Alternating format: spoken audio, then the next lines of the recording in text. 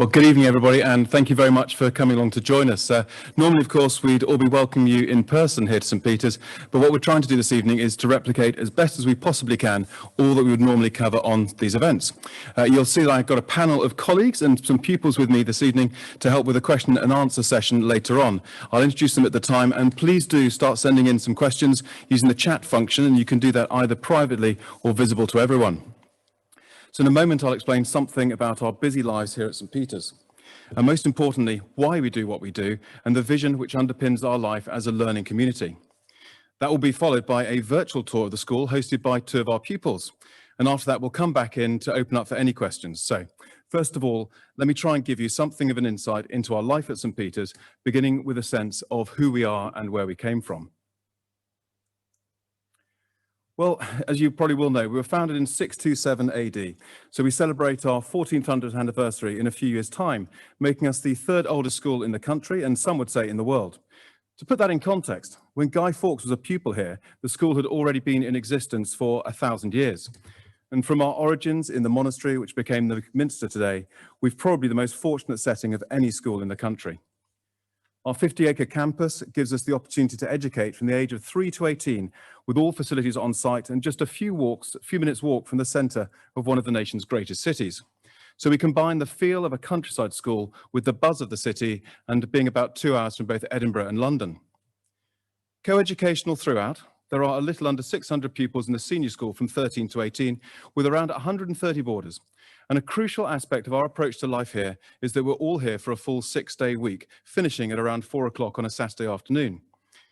And that means that we can offer one of the richest education experiences in the country. And it also gives us the time and space to fit in all the things that we think are important, and crucially, gives something of a sense of rhythm and pace in a busy and fun-filled week. And the manner in which we go about things is very, very important. St. Peter's is rightly known for excellence in all areas, but here you'll find there's an absence of any sense of elitism, and through engagement in the local community, we continue our long history of being at the very heart of this great city and the wider region. The fundamental aim of education, in our view, is not just to produce 18-year-olds, but rather to shape amazing adults, young men and women who will go on to enjoy not just personal success, but to live lives which matter and make a positive impact on their world. When we think about the qualities needed for such a life, we believe that it's founded upon 4 strong pillars of qualifications, skills, interests, and values. And I'd like to explain a little more about those to you now. We live in a qualification-driven society, so getting the best grades possible is very important, but we want our pupils to enjoy their subjects, and the top grades are only achieved through engagement, personal responsibility, and interest. And clearly, the subjects our pupils study develop skills and interests, but we all know that a successful life requires more than just the skills gained in exams. I'm very fond of saying that exam results get you interviews, but it's the person who walks through the door that gets the job. And more than that, there's a likelihood that our children will be working into their 70s, so they must have the interests and hobbies and activities to sustain them and to have balanced, healthy lives with a really good circle of friendships. And finally, what really marks us out in turning amazing adults is a strong and deep sense of values. For us, that has its origins in our heritage and foundation. And we all know that integrity and doing the right thing is far more important than doing what is easy. And we also know that anyone can be a success when the sun is shining and the economy is booming. But life will drop a grand piano on your toe from time to time. And that's where you need a solid bedrock of values to inform and support you in life.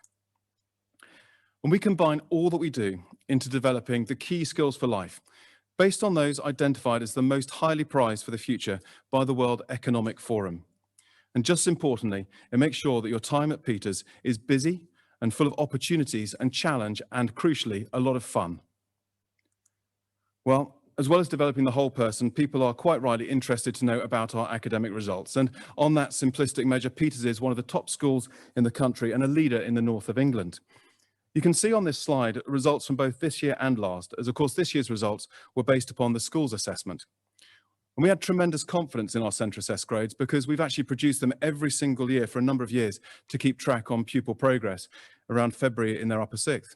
So while they might have come out just a little bit higher than in previous years, overall they were very similar to our established track record, and testament indeed to the hard work and diligence of our fantastic teachers and pupils. But those grades don't just come from following the syllabus. And we maintain a very varied program in the strong sense of being a learning community. And you can see here just a few examples of what those might include, including opportunities for parents, such as the public lecture program. And I suppose that's a really useful point at which for me to say that what I'm presenting to you is very much a sense of how things are in our regular normal lives. But we have been incredibly fortunate that although we're operating under certain restrictions, we're operating a full version of our education, albeit in a slightly different way. And think about where our pupils go on to after they've been at Peters. You can see that top universities remain a very popular destination for them, but also a great breadth of pathways, including overseas, art colleges, degree apprenticeships, and other opportunities. And the key here is working really closely with individual pupils and families. And we're fortunate in having a very strong careers department working hand in hand with the teaching staff and pupils. But going back to the breadth of opportunities and the development of skills and interests, the co-curricular program is something for which St. Peter's is very well known. And the key here is breadth and participation alongside the development of excellence. And St. Peter's has regular success at regional and national levels in many sports. Going back pre-lockdown, our girls' tennis team and hockey teams were national quarter-finalists last year, with boys' tennis being in the national finals. And at rugby, our under-16s were winners at the Rosslyn Park National Sevens, with the under-18s being semi-finalists and under-14s quarter-finalists in the same competition. And with regional success in cricket, boys' hockey, first 11 cricket, this gives a flavour of our sporting success, although it should not hide the multitude of sports teams competing for the school or the breadth on offer. For example, every Saturday, there are over 50 different sporting activities taking place. And in music, we can see a similar picture. And I think music's a really excellent example of that mix between participation and excellence. So for example, the whole school choir numbers 170 pupils, so getting on for over a quarter of the school. The chapel choir has 70 pupils, with the chamber choir having 20 and 2 barbershop groups, and a wonderful example of how there really are opportunities for everybody, but also the chance to pursue excellence. The chapel choir, for example, were finalists in the national choral competition, and there's a wide variety of musical opportunities in the school, including choirs, orchestras, jazz band, barbershop, brass, woodwind, string and percussion ensembles, and guitar groups, and also the opportunity to perform at school events, such as concerts, services, recitals, cabaret, the ever-popular annual event, school musicals, and of course, our carol service and major concert, which take place each year in York Minster. And think about the wider co-curricular programme. There's a massive range here. We've got sport and music, obviously, but there's art, there's drama productions, and our other activities include things like the Duke of Edinburgh Award, CCF, Community Action Debating, the School Magazine, and an enrichment programme, especially for the upper sixth, preparing you for life after St. Peter's. And in amongst all of that, because of course the world is a busy and a hectic place, and sometimes we all experience challenge as well as opportunity. So we very much aim to be a nurturing community as well. And we found that upon our 7 key values, again, drawing on our foundation and on our heritage. Those values, in turn, are underpinned by a huge structure of pastoral support and development, some visible and some integral as part of how we live our lives. But the crucial thing, again, is relationships, and it's founded upon excellent relationships between pupil and staff and engagement with parents and community. And it doesn't just stop at the age of 18, because there's the ongoing network of the alumni, the old Peterites, with an incredibly strong presence regionally, nationally and internationally, and also for parents through school events and groups such as the Friends of St. Peter's, our parent support group. So something of a whistle stop, because you're actually going to get, hopefully, a much more sort of live experience of it when we go off for our virtual tour just now. But I do hope that's given you something of a flavour. And think about applying St. Peter's. Well, obviously following up after this evening with our admissions department, you can register using the online application form. And for sixth form, we do entrance examinations in November. And then we aim to, well, I say we aim, we will get our places, offers of places will go out in December. And also to draw your attention to fee assistance, which is also available too. So I really hope that's given you something of flavour, and I'd now like to, if I was in the Memorial Hall doing this live, I'd be sending you off from the hall to go out on your tour. So a virtual tour this evening, but hosted by 2 of our pupils, Hope and Tom, before we're going to gather again back here for the question and answer session, and then break out into groups for your particular subject areas. So do enjoy your tour, and I'll see you in a few minutes' time.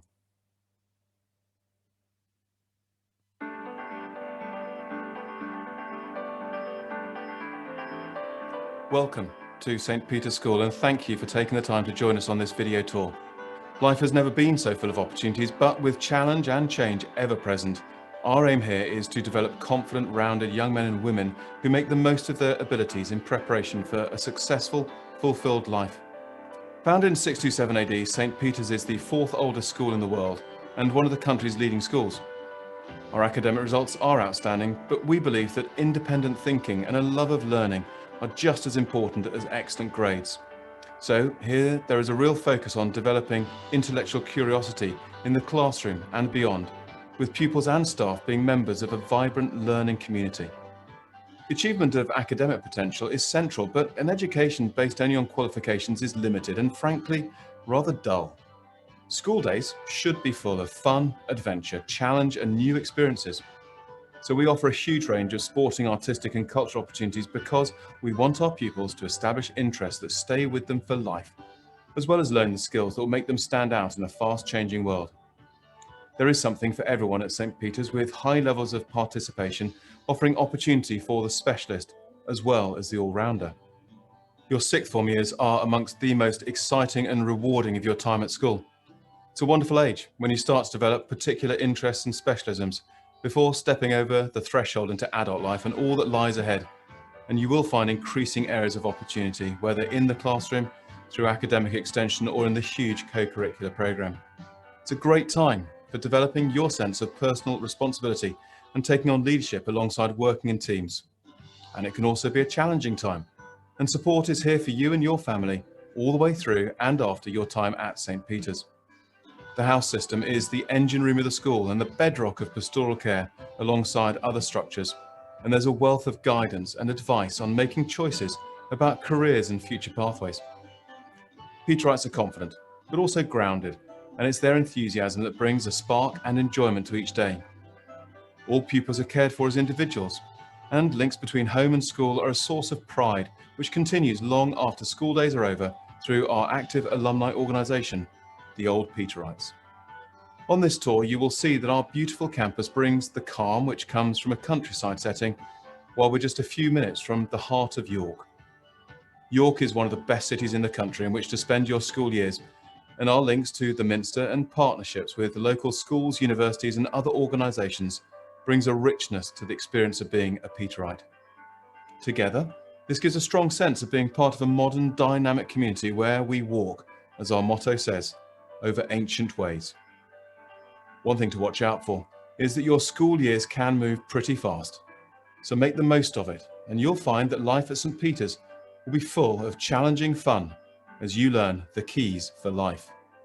Do enjoy this tour of our school, where two of our upper sixth form pupils, Tom and Hope, will show you how our school enables us to give a tailor-made experience for sixth formers while giving access to the facilities of the whole school and a strong sense of belonging to the St. Peter's family. I hope to be able to welcome you in person very soon. Hi, I'm Hope. And I'm Tom. And today we are going to show you around the senior section of our school. Most of our sixth form pupils will move up from our fifth form, but we also have plenty of brand new starters every year from many different schools. This space is known as the Monkey Cage. You will find lots of useful information on the notice boards, such as sports fixtures and information about co-curricular activities, including debating, combined cadet force, and much more. There are over 80 different co-curricular activities available at St. Peter's, so there really is something for everyone. The Memorial Hall is at the heart of St. Peter's. We usually gather here for assemblies, and the Memorial Hall is also used as a performance space throughout the year. We regularly put on school plays and music festivals, including our annual cabaret performance. Our public lecture series is also hosted in this wonderful space. Chapel is an important part of school life. We gather here for 3 services during the week, offering a chance for the whole school to come together and reflect. The school choir, chapel choir, and chamber choir also gather here for rehearsals. The library is a wonderful place, whether you are reading for study or leisure. You can request any books you like, and Mrs. Wong, our librarian, is always available to help. The library is one of the places set aside as a quiet study space for sixth formers. Music and drama are popular academic subjects at St. Peter's, as well as offering lots of co-curricular opportunities. The music department is one of the largest and most diverse music schools in the whole country. We have incredible resources, including practice rooms, recording studios, several grand pianos, and even a harpsichord. Whether you want to achieve a diploma on your instrument of choice, or simply join the school choir. Everyone is encouraged to participate in music at St. Peter's. Our school drama productions are legendary, with hundreds of pupils getting involved as cast and crew. As well as these, there are lots of other opportunities to perform in smaller plays and through Lambda classes. This is the Queen's Building at the heart of the St. Peter's campus. It is home to Queen's House and lots of classrooms, including our English department. From here, we have an excellent view of our amazing sports facilities, including the gym, netball courts, swimming pool, and cricket pitch. In sixth form, you can choose to focus on our core sports of rugby, hockey, tennis, cricket, and netball, and there are lots of other choices too. Rowing is always a popular choice. We've just opened a new boathouse on the River Ouse, adding to the outstanding facilities, including dozens of pitches, swimming pool, gym, and sports halls, all right here on our 47-acre campus. Or you can enjoy other sports and activities, including football, Pilates, yoga, water polo, squash, or body conditioning. Sport is for everyone here, whatever their level, whether you're a complete beginner or competing at an elite level. Next to the swimming pool is the art department, where you will find lots of fantastic facilities, including a drawing and painting studio, a printmaking studio, a dark room, and a ceramic studio. We even have our own Whitestone gallery, where we host regular exhibitions of people's artwork. The sciences are a very popular subject at St. Peter's, and we have our own fully equipped science block and well-equipped chemistry and biology labs, telescopes, and even a cloud chamber. We also host a popular stargazing evening each year in February, and an annual Christmas science lecture. The Careers Department is here to support you as you decide on the next step after St. Peter's. You'll get lots of help to choose a university and course which is right for you. Whilst most of our pupils go on to study at university, you can also get advice on vocational courses, such as apprenticeships or careers in the armed forces. The Careers Department organise frequent guest speakers to come in to inspire us with career choices.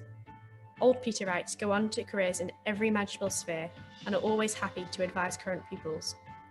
This area of school also includes the listening space, a quiet room where you can talk to one of the listening team about any worries you might have during your time at school. Welcome to the Pascal Building, home to maths and modern foreign languages. It's a brand new building which opened in November 2019 with lots of light and airy classrooms. There are also sixth form study spaces here, so sixth formers can always find a quiet place to focus on their work. Two of our day houses, Clifton and Grove, are behind the Pascal Building. The house system is central to life at St. Peter's. Everyone belongs to one of the 10 houses, where you will make friends for life. Being part of a house is so much more than just having a place to go. We have lots of house events, from cross-country to sports day, from swimming to the popular house sing.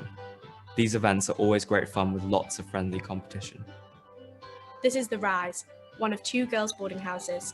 There are 2 boys' boarding houses too. The boarders have made their own films for you to watch, but as a boarder myself, I can tell you that it is a fantastic way to make the most out of everything St. Peter's has to offer, and also make friends for life. Small groups of younger pupils share rooms, while sixth formers tend to have one roommate or a single room. There is plenty of communal space in every house, including gardens, lounges, and study spaces. You can always make yourself a snack in the kitchen too. Boarders can choose to spend their free time taking part in organised activities or doing our own thing. We love popping into York. The city centre is just 10 minutes walk away. The last stop on our tour is the dining hall, where lunch is served every day. There are always several options to choose from, with delicious, hot and cold meals served fresh from the kitchen. Boarders can also enjoy dinner in the dining hall, as well as the famous Boarders Brunch. You can watch our boarding videos to find out more about boarding at St. Peter's School. We hope you have enjoyed the virtual tour of St. Peter's. We'd love to welcome you to our school in person one day.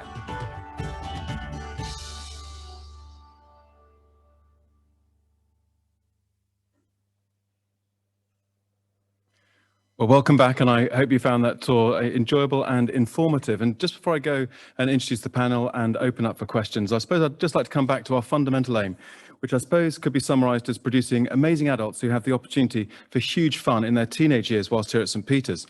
We think it's the best approach to education, and perhaps that's one of the reasons why the Sunday Times named us as the top independent school in the North. And the clue to it, in many ways, is seen in our crest, and you will see crossed keys all over the school. They're the symbol of our heritage and the keys of St. Peter. And it could certainly be said that the key to life is St. Peter's, but not just giving our pupils the keys, but enabling them to turn them and unlock all that lies ahead in their lives. So thank you very much indeed for the questions which have come in, and please don't stop typing away. Do send in any more that you'd like to. We find that this is a really great opportunity for us to become slightly less formal and a chance to sort of respond to some of the interesting questions that people have. So I'm going to start by introducing the panel, and we'll start across on this side of the room. And hi there. So I'm going to introduce my colleagues by name and then give them an opportunity to say a little bit about what their role is at school. So this is Mr. Chris Hall. Hi there. I've been at St. Peter's for longer than I care to remember, many years, and during that time I've been a boarding house master and a day house master. I currently oversee the boarding community, look after the boarders and the staff and make sure they're okay and safe and everybody's happy. I also teach art and I coach rowing, and I currently run a day house as well. I'm a boarding house master of a day house. Thank you very much. So moving along now to Ben, you might think he looks like a suspiciously young teacher, so I'll let him introduce himself. Hi, I'm Ben. I'm the head boy at St. Peter's, and I'm currently studying maths, physics, music and English. And how long have you been at the school? All 5 years, yeah. So there we go. So good breadth of experience. Then coming along to my next colleague, Mr. Stephen Gwilliam.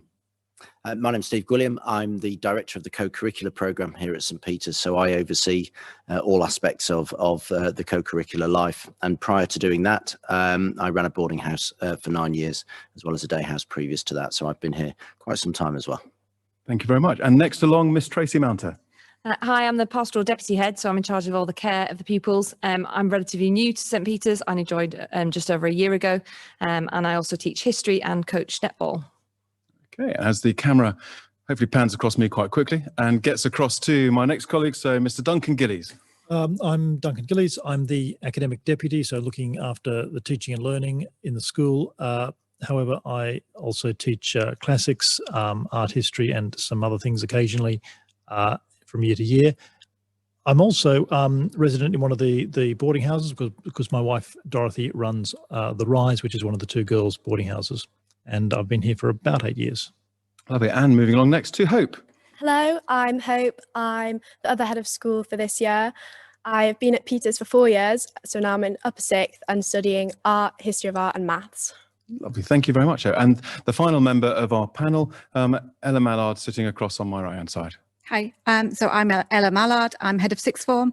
I'm also head of English. And I've been here for about 14 years, so experience of that, and I was a boarding house mistress as well. Lovely, thank you very much. So we're going to open up to questions now. So as you can probably guess in the way I'm looking, we've got the questions on the screen in front of me. So the first one, and what I'll do is I'll try and sort of pass them on to the person I think is best suited to answer them. So the first question is, how many A-levels are you expected to study at St. Peter's, and do you offer EPQ as an option? So Duncan, I think that one's for you. Okay, so we want people to start off with typically 4 courses. Now, that can most commonly be 4 A-levels or 3 A-levels and an EPQ. Some people do 5 A-levels, but that would usually only be because they're doing maths and further maths. Sometimes the pattern is you start off with your four A-levels, and at the Christmas of the lower sixth, you drop one of your A-levels and then start an EPQ. And that gives you the opportunity to try out new subjects and work out exactly how you want to do the EPQ. So 4 is the 3 or 4 A-levels, 3 with an EPQ, or 4 A-levels. And the EPQ very popular, and it's a great thing to do to develop your own real interest. And very much fits into the notion of academic extension as well. So thank you, Duncan, for that. I'm going to pass the next question over to our head of sixth form, to Miss Ella Mallard. And the question is, can you choose to join an A-level course if you've not previously studied it at GCSE? Yes, you can. We will offer subjects that you can do A-level, such as politics and business studies. So you can choose those as an options that will be in the curriculum booklet that you have. So yes. And occasionally we do find that somebody has not done a subject at GCSE, but there is a subject at A-level. And could you just talk through, well, either you or Duncan, perhaps, our approach to that? Yeah, very much what we want you to do is to find the things you're really going to enjoy. So there's some subjects like classical civilization, like geography and potentially history, that if you haven't done them at GCSE, although other people will have done it, you can start it. but the courses, as Mrs. Mallard just said, like politics, economics, business, PE at A level, history of art. These are all subjects which everyone would be starting new into the sixth form, and we do want you to sort of spread your wings and start looking at other things. Okay, thank you very much. So we've got a variety of questions coming through now. So in terms of looking at the co-curricular as well, I think so we'll step outside the classroom just for a moment to ask a question that's come through, which is what sort of trips are on offer? So if I can pass across to Steve Gwilliam as Director of Co-curricular for that one.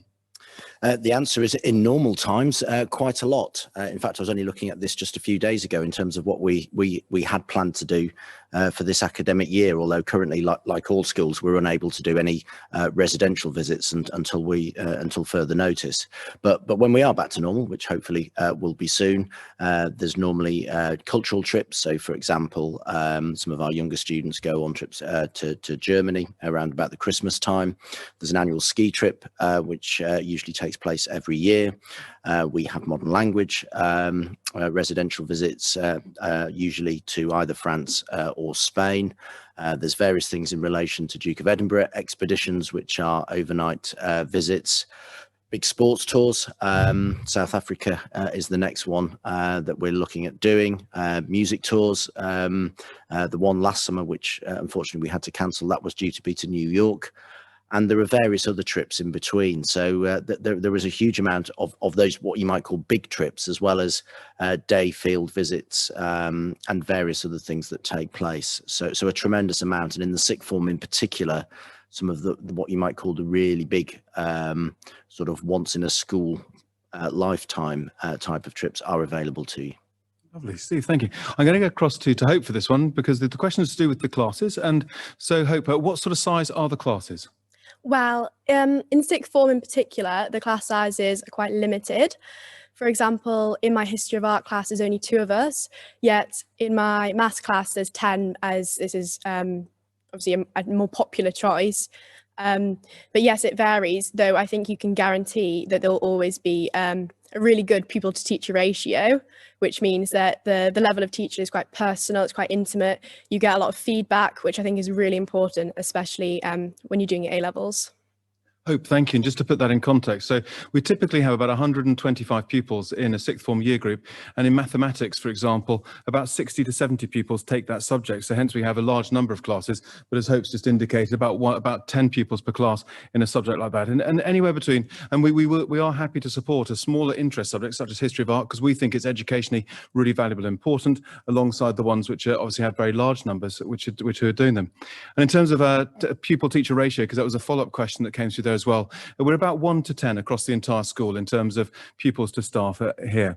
Okay, so how many periods of sport are you expected to play if you aren't taking sport at A-level? Well, I could bun that one to Steve again for co-curriculum, because Chris obviously does an awful lot on the co-curriculum sporting side. Could you take that one, please, Chris? So how many periods of sport are you expected to play if you aren't taking sport at A-level? There is a certain amount that you need to do every week, and it's 2 or 3 sessions a week. So that will be Wednesday afternoon, Saturday afternoon, and usually one other. But that's sort of like a general number. You can do as many or as few as you like, really. You could do sport every day, or you could just maybe do it once or twice a week, because you might be doing something else during that time, another kind of activity. For example, DV, or maybe working in our program with the community. So it's sort of set so that it will suit your needs and your requirements. And I think, as came over in the film, we've got elite sport here at quite high level in all sorts of sports, but we also really champion the idea that you can contribute, you can take part, and you can be as competitive as you like, but not necessarily so if you prefer not to be. I think it's also maybe worth mentioning that within the houses, and that there are 10 houses, 6 day houses, 4 boarding houses, and there's a pretty healthy competition there with sport, and that is very much about participation. It's about getting on with it and being with the people that you live with in your houses, and having a good time. And quite often the outcome is less important. It's actually the participation which is important. So you'll be encouraged to participate, but not, it's not taken seriously in all cases, but it really can be if you want it to be. Chris, thank you very much indeed. But there's another question as well, which is, do we have an equestrian team at all? So the answer is, curiously, we do, although we don't actually do it here at school. So the way that works is that a group of our pupils actually compete under the banner of St. Peter's. So it's a rather nice thing to feel that out there are pupils who are doing horse riding in any case and doing it under the name of the school. So from equestrianism into back into the classroom, and we have a question here which is, how many hours do you study for an A-level subject each week, and are A-level classes separated into sets? So Duncan, if you could take that one. Okay, so in terms of the classroom study, we've got 8 40-minute lessons a week for each subject. So that gets to about 5 hours of classroom time. However, it's important that you spend close to that amount of time outside of the classroom to supplement that. And depending on what sort of subject you're doing, it's going to be slightly different things. If you're doing history and English, there's going to be a fair bit of reading involved. If you're doing art, you'll be down in the art schools doing work there. If you're doing more of the sciences and maths, you're probably doing practice problems and so forth. So 8 40-minute lessons taught, but then close to that equivalent in your own time, it could be a mixture of set prep is a term we use for homework, so set homework or preparatory study for the next lessons. And the second part of the question, are the classes separated into sets? In most subjects they're not. In mathematics they are. So it's a little bit dependent on the way the timetable works. Maths, all different sets. Most other subjects there are not set, but sometimes the combination sort of there is some setting occasionally. Okay, thank you. And we're going to come on in a moment to some questions about the admissions process as well. But I'm going to pass over to Ben. There's a question that's come through, which is to do with the ability to change your A-level subjects once you've started in the sixth form. So based on your experience and that of your friends, what's the process been for changing an A-level course if your mind changes after you've begun them? I think the school are quite open. You can change if you want, really. After the first term, it's all quite normal. I personally haven't, but that's not to say you can't. Yeah, quite easy to do so, really. And there's one of the great things about moving back into the 2-year A-level course rather than the old AS and A2 system is it gives a lot more time to really get a sense of whether you like the subject before you get started. So I think, Ben, your experience would also perhaps have been people starting with 4 subjects with an expectation that you do 4 for certainly half a term or at least the full term, and then trim down with a sort of better sort of informed sense of what your final 3 A-levels are going to be. Yeah, well, I've kept going with all of mine, but that's what Ben has indeed kept going with all of them, plus an EPQ, plus an awful lot of music as well in his life. So, right then, so we'll turn back, I think, to some questions about the entrance process, because obviously that will be sort of on your mind.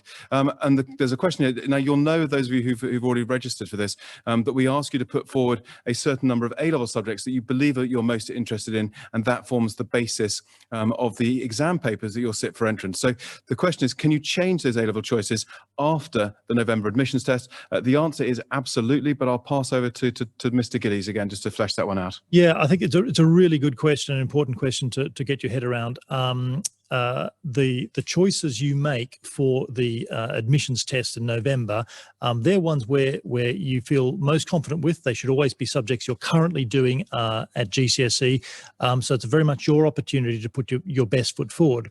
Now, in many cases, they will be the subjects that you go on to study at A-level. But if, for instance, you were wanting to study, let's say, economics and politics and history, and you've not done economics or politics and history like none of the pupils already at St. Peter's, then obviously you shouldn't worry about that. You should just choose the subjects for the admissions test that you feel will show off your wider skills the best.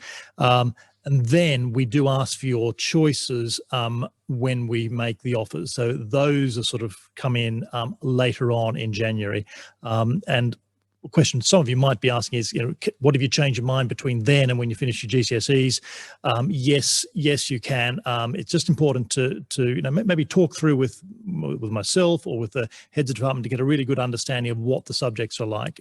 So we want to make sure you start the year doing the right subject, and if something doesn't feel right, talk to us, and we'll do our best to change it within the structure of the timetable. Okay, Duncan, I'm going to sort of keep you in the hot seat there for a bit because we have another question to do with entrance. What GCSE grades are required for admission into the sixth form? And could you please just explain a little bit about the format of the entrance exams? Okay, so start with the format of the entrance exams. You'll have 3 one-hour tests in the subjects of your own choice, and they're the ones I've referred to so far. So you'll nominate 3 different subjects, 3 one-hour tests there.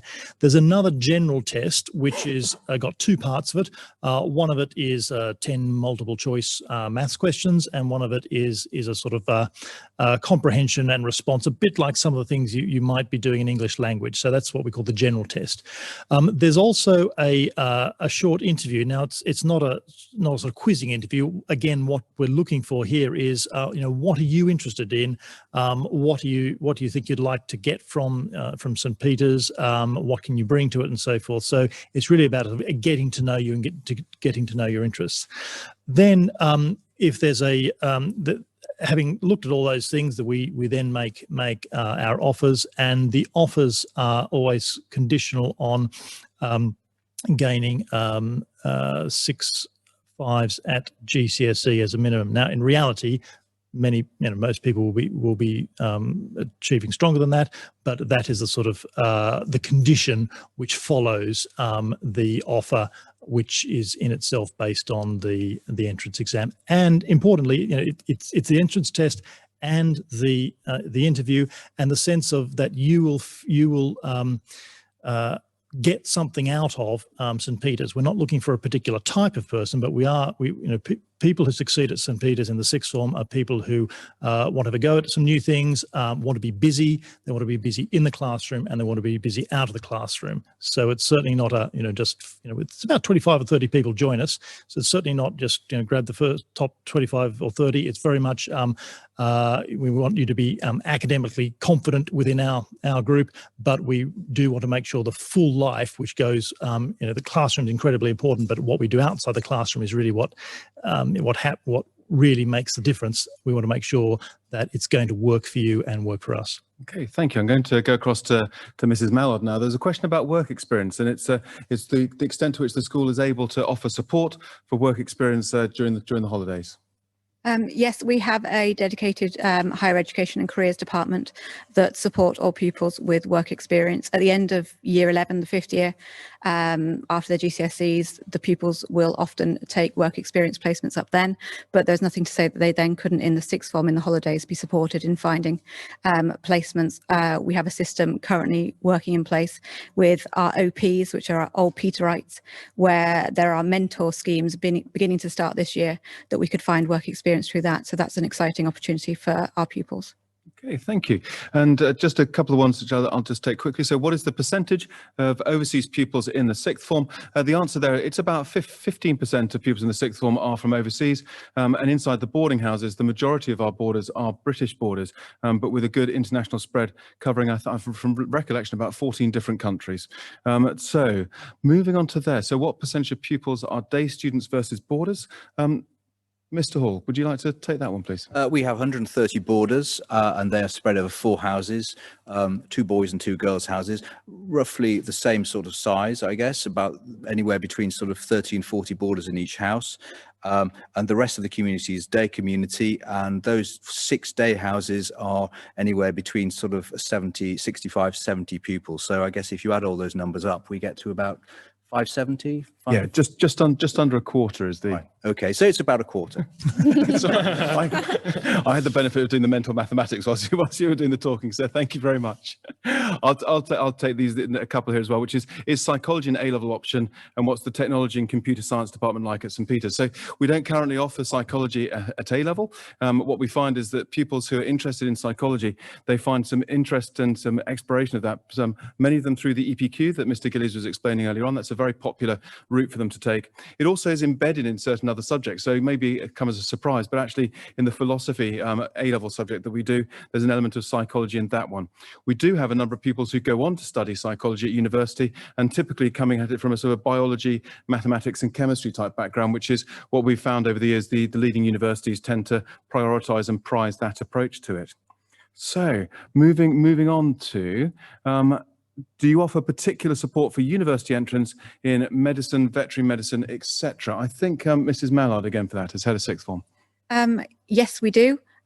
Just today, we had somebody come in from Hull University to interview our medic students in preparation for their future interviews. Every student will have a tutor who will assist with their applications, and also with the house parents and the Higher Education and Careers Department. So there's a lot in place to kind of get pupils ready, not only for their applications, but for their interviews as well. Okay, and a question's actually literally just come in for Hope and Ben. So just whilst that's still being typed onto the screen for us, there's a question which is how many people historically moved from the state sector into St Peter's for sixth form, and what sort of support is there for that transition and that different, well, some might perceive different type of education. That's how the question is worded. Mrs. Mounter, Miss Mounter, please, if you could take that one. Yeah, there's typically about 12 state school entrants into the sixth form each year.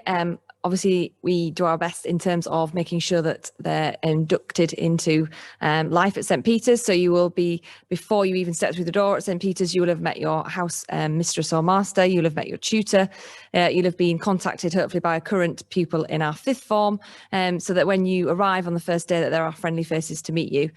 You will have a tutor assigned to you who will look after your pastoral care, and then oversight over that is a house master or mistress. Again, making sure that you are looked after in your academic and also your pastoral care, and making sure that you're aware and use all the opportunities that are on offer here at St Peter's.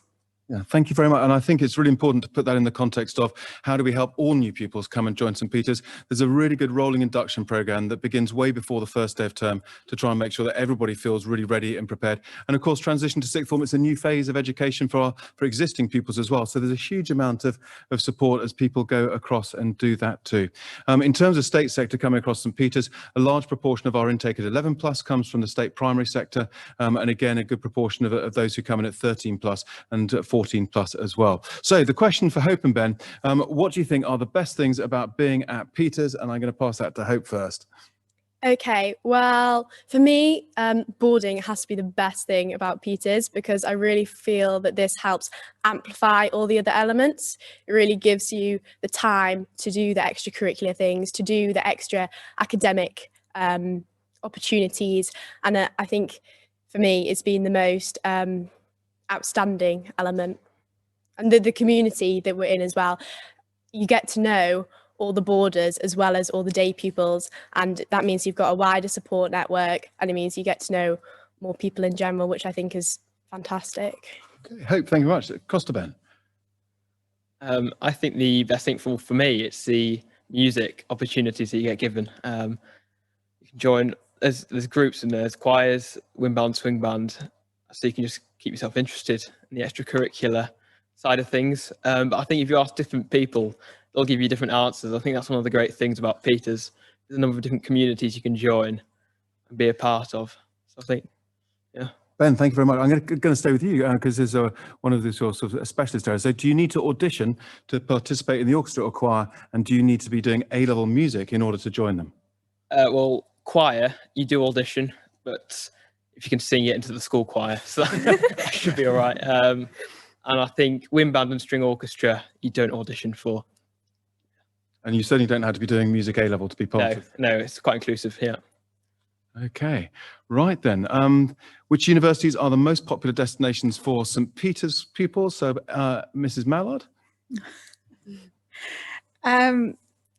Most popular would be Russell Group universities.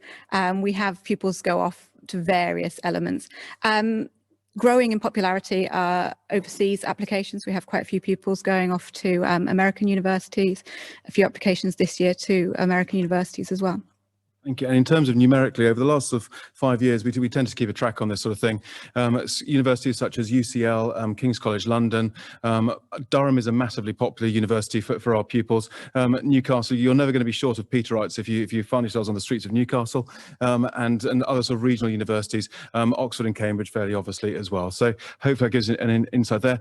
There's a sort of a very questions of the moment, which is, do you have contingency plans for the entrance exams if we've got further restrictions or a local lockdown? So, Mr. Gillies, please.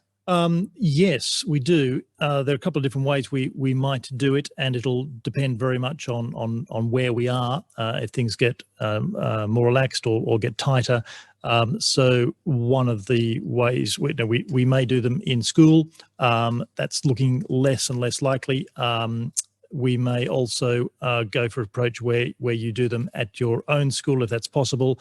Alternatively, there are ways we can do some sort of supervision via Zoom or via Teams. So there's a couple of different ways. It'll depend a little bit on what the local rules are, and also what we want to do is work out what is going to work best for people individually. We're quite used to doing things differently because as people might be applying from different long way away, different parts of the country, different parts of the world, we've got a few different ways of doing it. So we'll take a view on it a couple of weeks before. So in about 2 or 3 weeks' time, we'll let you know how we're planning to do that. To do that.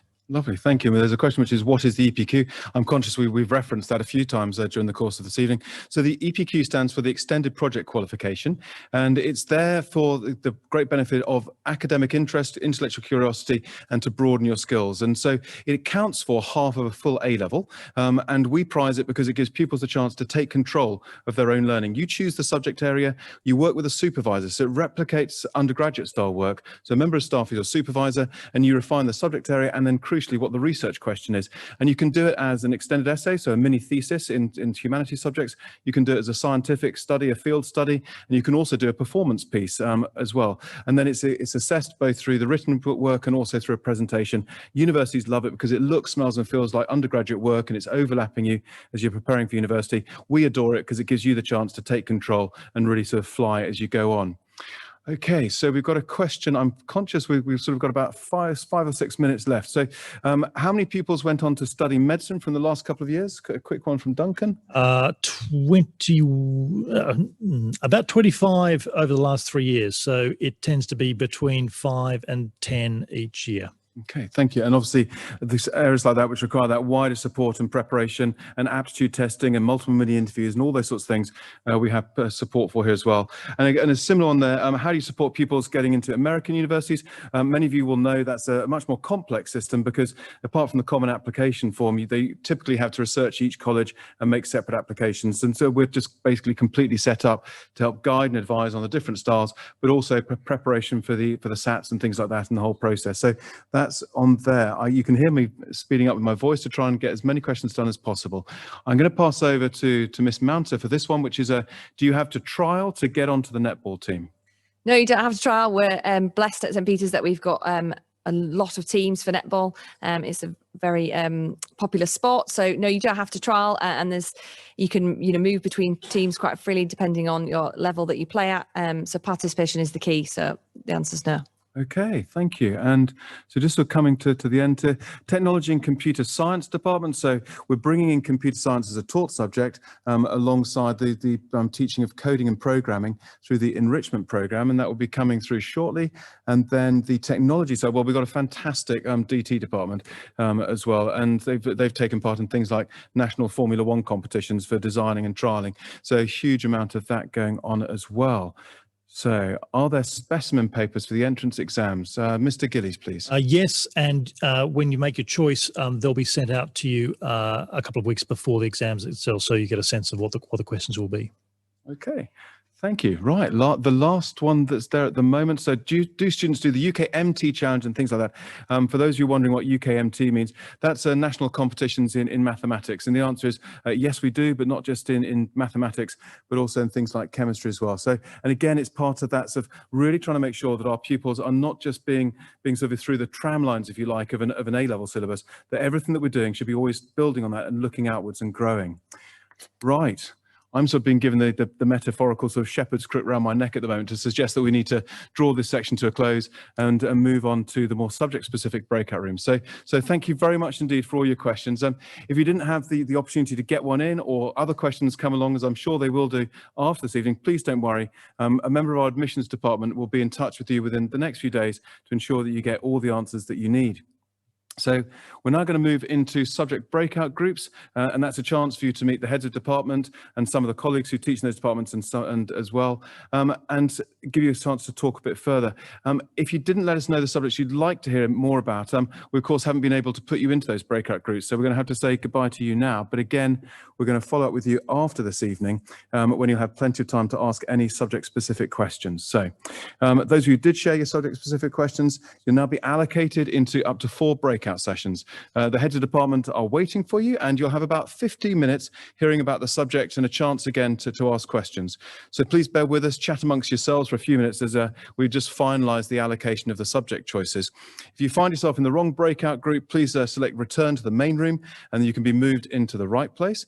And when you've finished your subject choices, please just feel free to leave the Zoom meeting, and we'll look forward to speaking to you all when we get in touch in a few days' time. Finally, from me and for my colleagues and my pupils here on the panel, thank you again for coming along this evening.